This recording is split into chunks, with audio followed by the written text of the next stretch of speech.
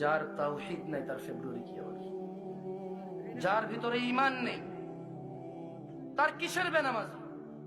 যে ঈমান বুঝে না, যে তাওহীদ বুঝে না, তার ফেব্রুয়ারি কি, বড়দিন কি, জিনা কি, ব্যভিচার কি, মদ কি, সুদ কি, মারামারি কি, হত্যা কি, দুর্নীতি কি, তাকে বুঝে তো লাভ নাই।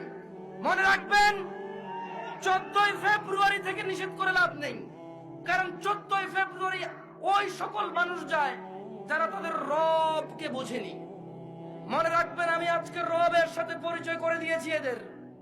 এরা যদি মনে করে 14 ফেব্রুয়ারি যাবে আর ওদের মৃত্যু হবে ওই অবস্থায়, আর তাদের কোন ওলি মুর্শিদ আছে যে তাদের কবরে যাবে 14 ফেব্রুয়ারির ওই ও নষ্টাপনা, নোংরা অশ্লীলতার ওখানে গিয়ে তাদের কবরে গিয়ে কেউ তাদের রক্ষা করবে, ওলি মুর্শিদা আছে, আমি আর আপনি কি করতে পারি? দেখা যাবে সেদিন, যেদিন বিচার হবে, মানুষ আল্লাহর সামনে আসবে এককভাবে, একা একা।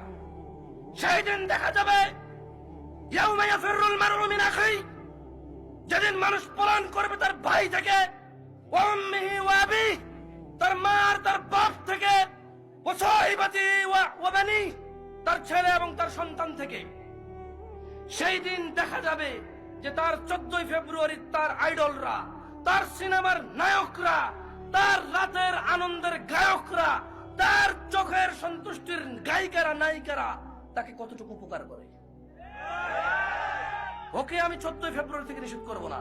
আরে ওর ঈমানই নেই, ও মুশরিক, ও আল্লাহর সাথে শিরক করে। 14 ফেব্রুয়ারি কি আবার এখানে?